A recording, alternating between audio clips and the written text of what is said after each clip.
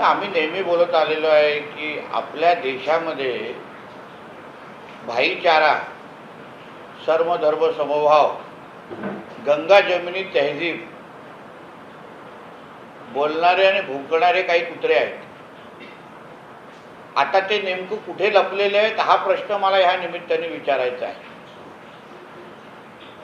आपल्या ह्या राष्ट्रामध्ये अगर गंगा जमुना तहजीब आणि भाईचारा असेल तर ज्यांना ईद आणि मोहरम साजरा करण्याचा अधिकार आहे त्यांना गणेश उत्सव आणि हिंदू सण त्याच पद्धतीने हिंदूंना साजरा करण्याचा अधिकार नाही आहे का? मी आपल्यासारख्या पत्रकार बांधवांना विचारेन की कुठलाही ईद मोहरम च्या सणांच्या वेळी एक अशी घटना कोणीही दाखवावी किंवा आपण लोकांनी कुठला रिपोर्ट केला असेल त्या ईद मोहरम आणि ह्यांच्या कुठल्याही सणांच्या काळात कुठल्या हिंदूंनी त्यांच्यावर चपला मारली, त्याच्यावर अंडी मारली, त्याच्यावर दगड मारली अशी एक घटना दाखवत कुठलीच भेटणार नाही. मग नेमका अगर गणेश उत्सवाची अगर मिरवणूक निघत असेल मग ह्यांना अंडी मारण्याची का विचार डोक्यात येतात? मग अशा ह्या जिहाद्यांना ही घाण आम्ही मुंबईमध्ये नेमका का ठेवायची?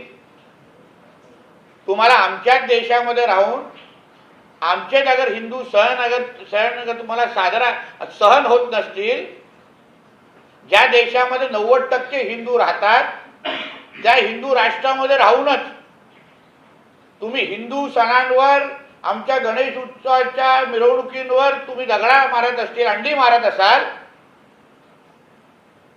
तर पोलीस आपली कारवाई नक्की करेल आणि केली पण आहे. रात्री सगळ्या केसेस घेतलेल्या आहेत. पण हिंदूंच्या ज्या भावना आहेत, हिंदूंवर जे सातत्याने अशा पद्धतीची ज्या प्रकार होतात, मग असे जे काही जिहादी ज्या बिळामध्ये लपलेले आहेत त्यांना काय आम्ही सोडणार नाही. आम्हाला अशा पद्धतीचे प्रकार आमच्या हिंदुत्ववादी विचाराचं सरकार असताना आम्ही सहन करणार नाही. केस दाखल झालेले आहे, पोलिसांनी योग्य का हाताळलं. पण अगर अशा पद्धतीच्या अंडी फेकण्याचे प्रकार हिंदू सणांवर होत असतील, आमच्या गणेश उत्सवाच्या मिरवणुकावर होत असतील तर ईद पण कुठेतरी येते ह्याचं लक्षात ठेवावं. ईदचा दिवस पण येईल, मोहरमचा दिवस पण येईल. आमच्या भगवद्गीतेमध्ये शस्त्र उचलण्याची पण मुभा दिलेली आहे. धर्म रक्षणासाठी, धर्माच्या रक्षणासाठी शस्त्र उचलू शकतो असं आमच्या भगवद्गीतेमध्ये लिहिलेलं आहे, लक्षात घ्या. म्हणून आम्ही कायद्याचं पालन करण्याचा सगळा ठेका हा काय फक्त हिंदूंनीच घेतलेला नाही. सर्व धर्म समभाव, सेक्युलर फिक्युलर हे सगळे जे काही टेप रेकॉर्डर चालवणारे हे जे काही कोण कार्टे आहेत ना, मग ते आता कुठल्या वेळात लपलेले आहेत. आणि म्हणून अशा पद्धतीच्या हिंदू समाजाकडे वाकड्या नजरेने बघणारे हे जे जिहादी आहेत जे त्या बिल्डिंग मध्ये लपलेले आहेत, आमच्याकडे नावं आलेली आहेत. आता पुढे बघा कसे कार्यक्रम होतात. परंतु या सगळ्या प्रकरणामध्ये मुंबई पोलिसांनी काही गुन्हा नोंद केलेला आहे का? मुंबई पोलिसांशी तुमचं काही फोनवरतून बोलणं झालंय का? आणि ज्यांनी कुणी अंडी फेकली आहे त्यांना पोलिसांनी ताब्यात घेऊन त्यांच्यावरती गुन्हा दाखल केला? पोलिसांनी काल रात्रीच गुन्हे दाखल केलेले आहेत संबंधितांवर. ते लोकही आयडेंटिफाय झालेले आहेत. कितीही अंडी फेकल्यानंतर हेच तर ह्यांच्या धर्मामध्ये आहे ना, छातीवर किंवा समोर येऊन लढणार नाही, लपून अंडी मारणार, लपून चपलं मारणार. ह्यालाच काय आपण इस्लाम धर्म म्हणतो का? दुसऱ्या धर्मांवर, दुसऱ्या धर्माच्या सणासुदीवर, उत्सवांवर दगडी मारणं हे तुमच्या कुराणमध्ये लिहिलं आहे का? सांगावं त्यांनी आम्हाला. मग आम्ही जे बोलतोय त्याच्यामध्ये चूक काय? आम्ही जी हिंदूंची बाजू घेतो त्याच्यामध्ये चूक काय हे सांगावं आता. आम्ही कुठल्याही ईदच्या मिरवणुकीवर, सणांवर काही केलेलं नाही. तुम्हाला कधीच कुठल्या सणासुदीला साजरा करण्यामध्ये आम्ही हस्तक्षेप केला नाही. आणि म्हणून ही पोलिसांचा कारवाई केलेली आहे. पण आम्हीही यांच्यावर फार बारीक लक्ष ठेवून आहोत. पोलिसांची कारवाई होईलच, पण तुम्ही आमच्या रेडारवर आलेला आहात हे लक्षात ठेवा. परंतु कायदा सुव्यवस्था या निमित्ताने बिघडताना पाहायला मिळते. अंडी फेकल्याचा प्रकार हा गंभीरच आहे. या सगळ्या संदर्भाची मुख्यमंत्र्यांना तुम्ही काही कल्पना बघा, आदरणीय मुख्यमंत्री या सगळ्या गोष्टीवर फार बारीक लक्ष ठेवून आहेत. शेवटी मी सांगितलेलं आहे वारंवार, आपल्या राज्याला एक कडवट हिंदुत्ववादी म्हणून, एक मुख्यमंत्री म्हणून देवेंद्र फडणवीसजी तिथे बसलेले आहेत. हिंदूंवर कुठल्याही पद्धतीचा अन्याय हा सहन केला जाणार नाही. हे सरकार हिंदूंनी निवडून आणलेलं आहे. हिंदूंच्या रक्षणासाठी आमचं सरकार आहे. म्हणून अशा जिहाद्यांना कोणीही त्यांच्या पाकिस्तानमध्ये अब्बा बसून अगर सुरक्षा देत असतील, हवा भरत असतील, तर ह्या जिहाद्यांच्या या हिरव्या सापांना ठेचण्याचे सगळे कार्यक्रम आमच्याकडे आहेत, हे लक्षात ठेवा. पण सर, एवढी हिंमत कशी वाढते अंडी फेकण्यापर्यंत? आता कोण यांच्या मागे आहे का, ज्यामुळे यांची हिंमत एवढी जे मागे आहेत, पुढे आहेत, खालती आहेत, वरती आहेत, त्या सगळ्यांपर्यंत आम्ही पोहोचू. यांचे कोण कोण पाकिस्तानमध्ये बसलेले अब्बा आहे, जे यांना हवा भरतात, यांना जिहाद शिकवतात. आता तुम्हाला पाकिस्तानमध्ये बसून तुम्ही कधी कुठल्या ईदच्या मिरवणुकीवर तुम्ही अंड्या मारण्याची हिंमत कराल का? जिवंत कापून टाकतील तुम्हाला. बघा बांगलादेशमध्ये काय चाललंय. बांगलादेशमध्ये राजरोस पद्धतीने हिंदूंना मारण्याचा कार्यक्रम चालू आहे. कालच 4 हिंदूंना मारलंय. मग काही इस्लामिक राष्ट्रामध्ये असं करण्याची हिंमत कोण करणार नाही? ही सगळी नाटकं मग आमची हिंदू राष्ट्रामध्ये आम्ही सहन करायची, जिथे आमच्या हिंदू सणांच्या वेळीच तुम्हाला अंडी मारायची आहे. मग तुमच्या ईदच्या मिरवणुकीमध्ये कुठे अंडी पडली तर, तिथे डोकी फुटली तर, मग सुरू कोणी केलं? मग उद्या आमच्या हिंदू समाज ज्यांनी त्याच्यावर तिसरा डोळा उघडला तर? म्हणून ही घटना लक्षात ठेवायची. सुरुवात कोणी केली? आमच्या राज्यामध्ये कायदा आणि सुव्यवस्था आहे. लोकांचं, हिंदू समाजाचं, आदरणीय देवेंद्र फडणवीसांवर विश्वास आहे. पण तुम्ही अगर आम्हाला परत परत डिवचत असाल ना, तर मग आम्हालाही तिसरा डोळा कधीतरी उघडायला लागेल, हे लक्षात ठेवा. तर सर, संजय राऊत हे सातत्यानं पंतप्रधान नरेंद्र मोदींवरती टीका करताना पाहायला मिळतात. डिलिमिटेशन आणि महिला आरक्षण विधेयक बिल जे आहे, मला असं वाटतं आजचा विषय हा महत्त्वाचा आहे. म्हणून माझ्या दृष्टिकोनातून आज ह्या विषयावर भूमिका स्पष्ट करणं, हिंदू समाजाला एकंदरीत ताकद देणं माझ्या दृष्टिकोनातून महत्त्वाचं आहे. म्हणून मी अन्य प्रश्न पुढच्या पत्रकार परिषदेत बोलेल. महादेववरून रोहित पवारांनी तुमच्यावर प्रतिक्रिया केलेली आहे की जेव्हा राम मंदिरासंदर्भातील गैरव्यवहाराचा मुद्दा आला तेव्हा नितेश राणे नक्की कोणत्या विभागात जपून बसले होते असं? नाही, मी तेव्हाही बोललेलो. तुमच्यासारखं कुठल्या मुल्ला मौलवींच्या पदराखाली बसलेलो नव्हतो. आमच्या हिंदू समाजाच्या लोकांनी तेव्हा अभिमानाने स्वीकारलं की हो, चूक झालेली आहे. जे आमच्या भगवद्गीतेमध्ये पण शिकवलेलं आहे, चूक स्वीकारून योग्य मार्गावर चला. पण तुझ्या बाबरी मस्जिदमध्ये जी काही वेस्ट बेंगॉलमध्ये बाबरी मस्जिद बांधली जाते आहे, त्याच्यात जेव्हा डोनेशनमध्ये काही स्कॅम झाले, तेव्हा रोहित पवारांनी थोबाड उघडला नाही का? पाकिस्तानमध्ये बसलेला अब्बा तुला टोचेल म्हणून. हज यात्रेमध्ये होणारे जे सातत्याने गैरव्यवहार आहेत त्याच्याबद्दल कधीतरी रोहित पवारांनी थोबाड उघडावं ना. थोबाड उघडावं, मग बघू हिंमत आहे का त्यांना. म्हणून आम्हाला आमच्या सनातन हिंदू धर्मामध्ये आम्हाला तसे संस्कार दिलेले आहेत चूक स्वीकारण्याची. पण तू ज्यांच्या जिहाद्यांची चाटतोस त्यांना विचार कधीतरी बाबरी मस्जिद, कधी हज यात्रेबद्दल जरा थोबाड उघडायला आणि माफी मागायला. संस्काराचा भाग असतो हाच तो फरक आहे ना कुराण आणि भगवद्गीतेमध्ये. सर हिंदी में जानना चाहेंगे कल मुंबई में जो है अंडे फेंकने की घटना हुई गणपति बप्पा के आगमन के समय.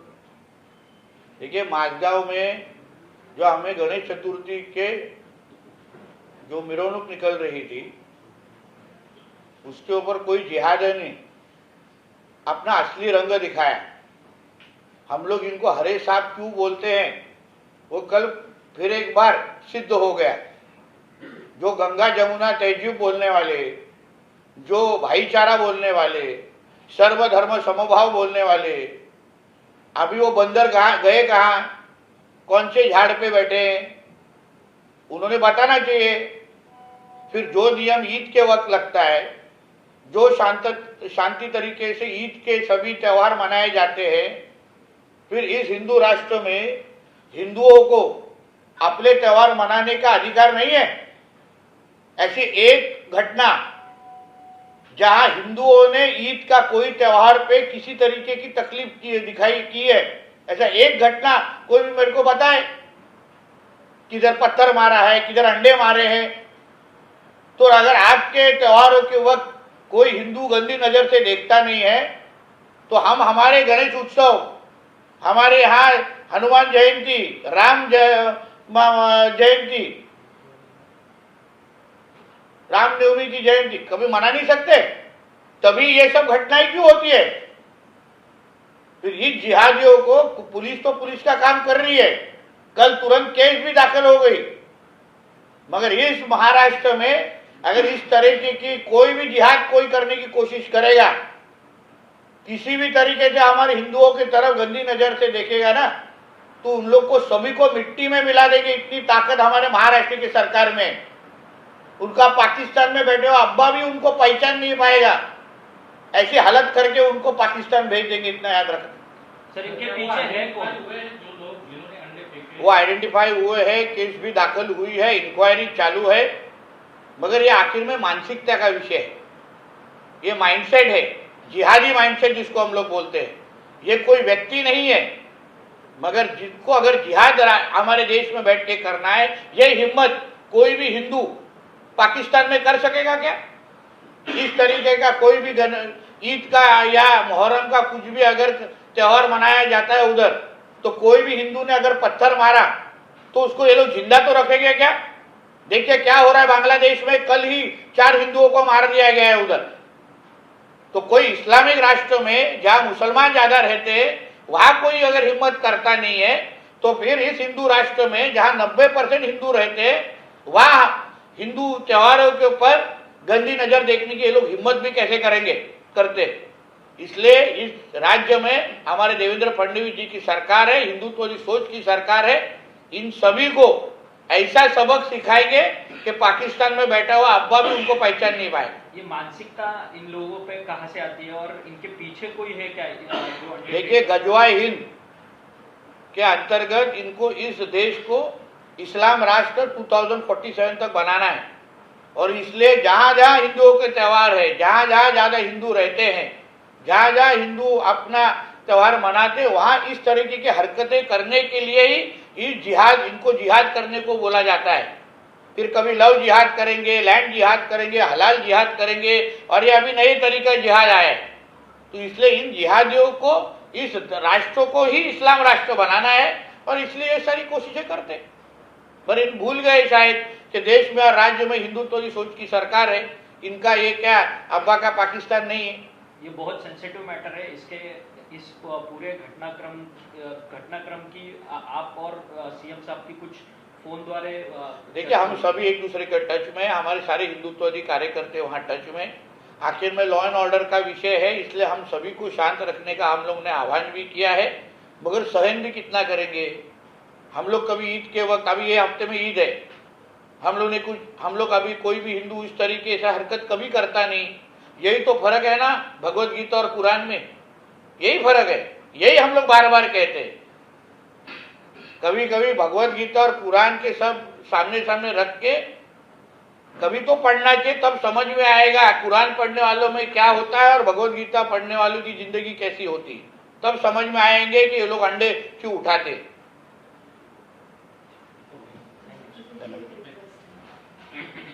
काही काय कुठले घ्या ना, चालू आहे ना तुमचं, स्वच्छता चालू आहे मोहीम तिथे. सर, आम्ही चौपाटीवरती जे कचऱ्याचं साम्राज्य पसरलंय त्याची मोहीम सुरू केली. आजचा 43वा दिवस आहे. पालिका प्रशासनाला जाग आली नाही पाहिजे तशी, पण आजही तिथे फलक लागले गेले नाहीत, जी आपण पाहतो अवेअरनेससाठी फलक. बघा, आम्ही स्वतः जूचे रहिवासी आहोत. आम्हाला या सगळ्या बाबतीची प्रचंड जागरूकता आहे. आम्ही सातत्याने महापालिका आणि यांच्या सगळ्यांच्या संपर्कात आहोत. आमची इच्छा आहे की आमच्या बीचेसवर अशा पद्धतीचं कोणी घाण टाकू नये किंवा आमचे बीचेस स्वच्छता राहावे, यासाठी महापालिका सातत्याने काम करते. असं नाही का काय उशिरा जाग आली विली हा विषय नाही आहे, पण अशा पद्धतीचे गोष्टी आमच्या बीचेसवर होता कामा नाही, याबद्दल थोडी नागरिकांनी पण जागरूकता आणली पाहिजे. शेवटी आपली बीचेस असो, आपलं शहर आपल्या घराप्रमाणे आहे. आपण आमच्या घरामध्ये बसून घाण टाकत नाही, तिथे स्वच्छ ठेवतो, पण आपल्या मुंबई शहरामध्ये येऊन अस्वच्छता कचरा टाकणं ही बिलकुल चुकीची गोष्ट आहे. ह्याला सिव्हिक सेन्स ज्याला आपण म्हणत नाही. आणि म्हणून मला असं वाटतंय की बीएमसीचं काम करेल. असंख्य चांगल्या सामाजिक संघटना आहेत, NGOज आहेत, ज्या बीच क्लिनिंगचं फार चांगलं काम करतात. मध्ये मी आमच्या अमृताताई वहिनीने पण पुढाकार घेऊन याच्यामध्ये स्वच्छतेचा पुढाकार घेतलेला आहे ना. तर मला असं वाटतंय की या सगळ्या जणांनी एकत्र येऊन एक नागरिक म्हणून आपली नैतिक जबाबदारी म्हणून पण काही गोष्टी करायला पाहिजेत. नेहमी हाच करेल तोच करेल पेक्षा मी काय करणार याच्यावर सगळं अवलंबून आहे. MPCDचे अध्यक्ष सिद्धेश कदम यांनी 48 तासांचं अल्टिमेटम दिलं होतं, सूचना फलक लागले पाहिजे, पण अद्यापही त्यांनी लावले नाही. PMC का म्हणजे लावत नाहीये? काही बघा, असं आहे की मुंबई महापालिकेमध्ये असे काही सडके आंबे असतील तर त्याला नीट करू आम्ही. आता एवढं अध्यक्षांनी सांगून पण अगर तुमचे फलक लागत नसतील तर तुम्हाला खुर्च्या दिल्या कशाला आहेत? म्हणून त्याच्याबद्दल काय करायच्या कारवाई होतीलच, पण मूळ जबाबदारी ही नागरिक म्हणून आपली पण आहे. कचरा टाकणारे कोण आहेत? नागरिक आहेत ना. तर तिथून अगर सुरुवात केली तर नंतर BMC हे नंतर सगळ्या संस्था येणारच नाही. तिथून सुरुवात करावं. लोकशाहीच्या मोहिमेसंदर्भात मी लोकशाहीच्या मोहिमेचं मी तुमचं अभिनंदन करतो. अशाच पद्धतीने जागरूकता सगळ्याच वृत्तपत्रांनी आणि वृत्तवाहिन्यांनी आणले पाहिजे. चांगले सिविक मुद्दे पण आपण उचलून आपलं शहर आपलं राज्य हे नीटनेटकं आणि स्वच्छ असलं पाहिजे. ह्यासाठी मी लोकशाही चॅनलचं अभिनंदन करतो.